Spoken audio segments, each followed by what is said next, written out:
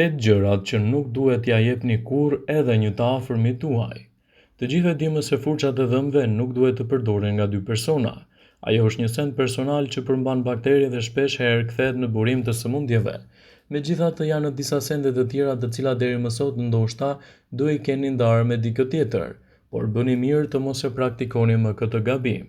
Në këtë video, sipas Healthline, do ju tregojmë listën e gjërave që nuk duhet t'i ndani kurrë me të tjerët dhe duhet të përdoren vetëm nga ju, për shkak se mund të transmetojnë edhe probleme dhe infeksione të shëndetit.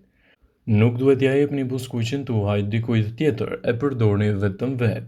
Kufjet gjithashtu nuk duhet të përdoren nga persona të tjerë të cilët nuk i përkasin, pasi mund të shkaktojnë edhe probleme dhe infeksione të veshit. Gjithashtu pjastrin nuk duhet ta ndani me të tjerët.